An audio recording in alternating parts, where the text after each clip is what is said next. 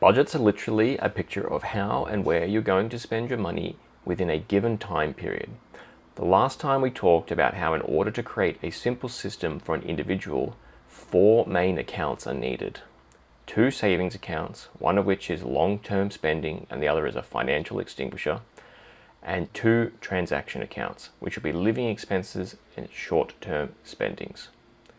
For flexibility of life purposes, a 3rd high-interest savings account is set up with a separate institution for emergency life circumstances only.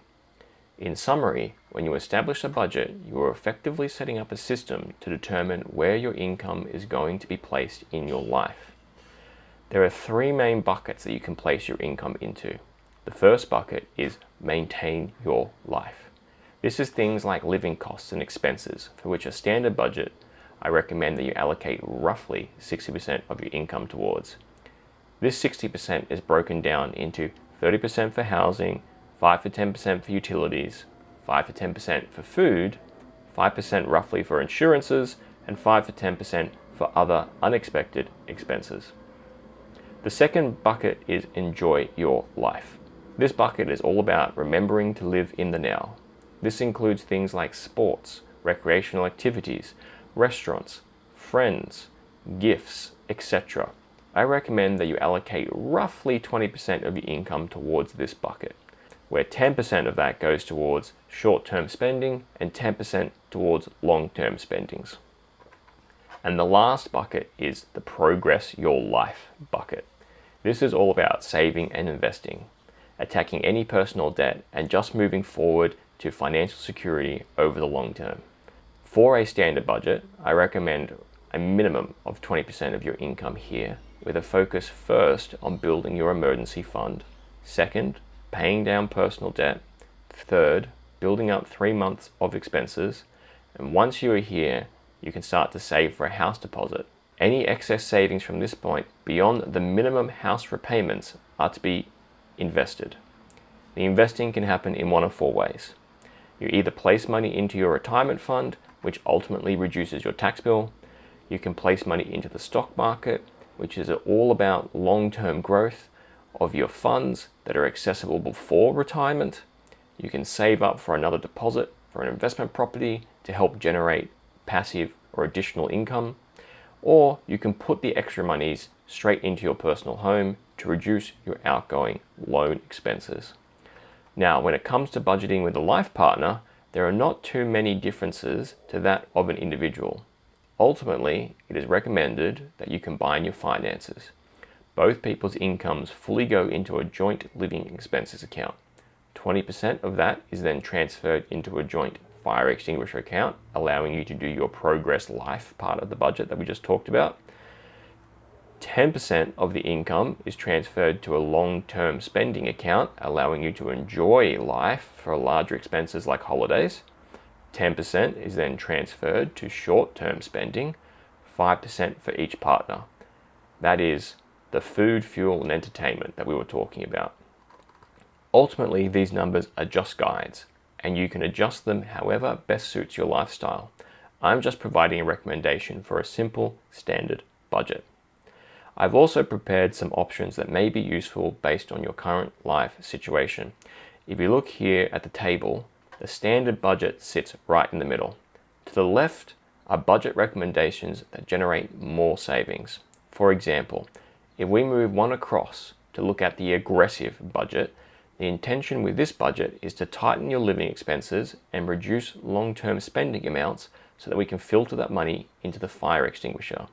This gives you more money to put towards progressing life and is a fantastic option for younger individuals to take advantage of compound interest over the long term.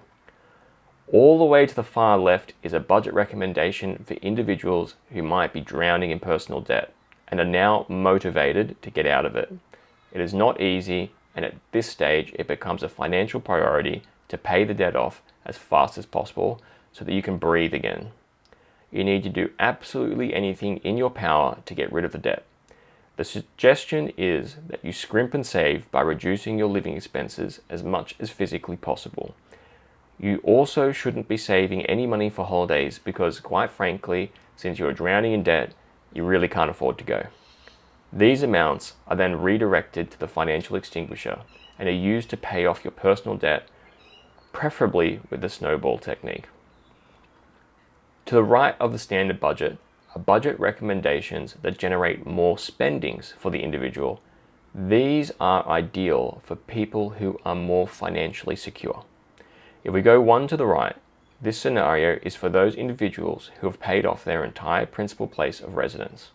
If you own your home outright, the 30% housing cost that is part of the living expenses disappears. And because the loan repayments no longer exist, that 30% can be spread evenly across all three sections.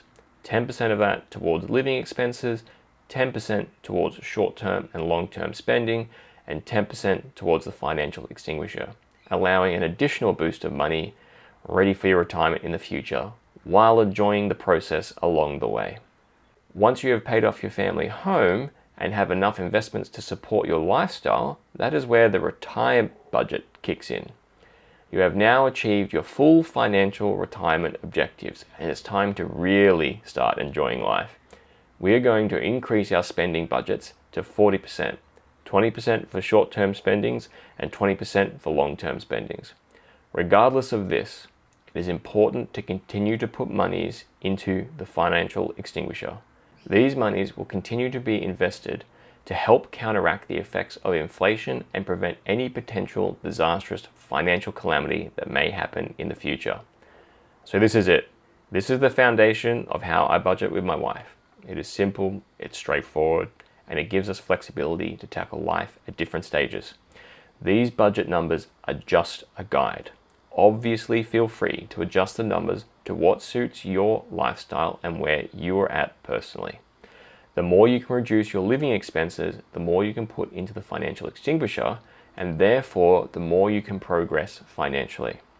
But it is a balance. It's important to get ahead financially, but equally important to live and enjoy your life. If you are drowning in debt through lifestyle decisions, you may need to readjust your budgets to tackle those circumstances. If the budgets are too restrictive for you, then adjust accordingly. All in all, it is better to have a plan and stick to it than have no plan at all. Thank you for sticking around to the end of the video. I appreciate you guys very much, and I'll see you guys on the next one. Bye for now.